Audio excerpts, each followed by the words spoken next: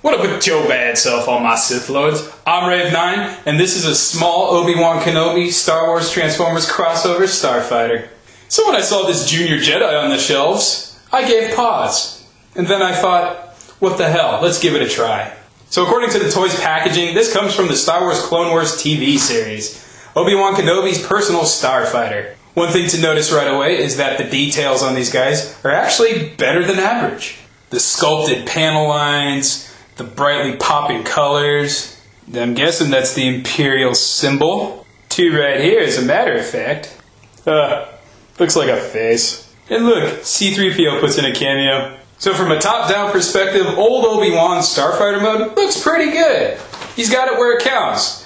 But then it's on the flip side of the coin we run into problems. Obi-Wan is suffering from that silver bolt syndrome where he's just a folded-up robot underneath. This is so undignified for a Jedi. He looks like a hermit crab carrying a starfighter on his back.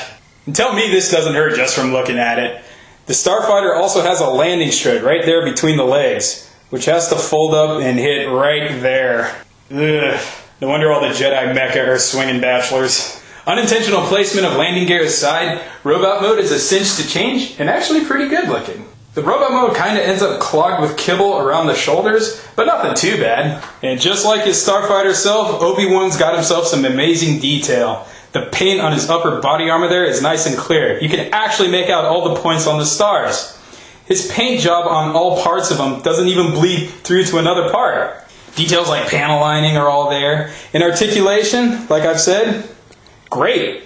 He can actually move pretty well for a scout figure. Then there's this face, which is very early Alpha Trion, which I approve of. And of course, what's a Jedi without their lightsabers? But now that I'm looking at them, they kind of look like those olive skewers you find in martinis, or really small chopsticks. But Obi-Wan can actually hold them pretty well. And just to shadow Episode 4 A New Hope, I like to bring up the canopy and make it look like old Obi-Wan, wandering through the deserts of Tatooine. You know, to me, these guys are a clear leap in evolution to the old Star Wars Transformers crossovers figures we used to have. A lot less kibble issues, a lot more articulate, and a hell of a lot better paint. The only thing I can really see being a problem with these guys is weapon storage. Guess what you have to do with the lightsabers in vehicle mode? Yeah, get creative with the storage, because you can't store them anywhere. It's only the Jedi that can wield the lightsaber. Still, I'll take these over the old figures any days. What else can I say but Jedi all the way? These are actually pretty fun to play with despite their hang-ups.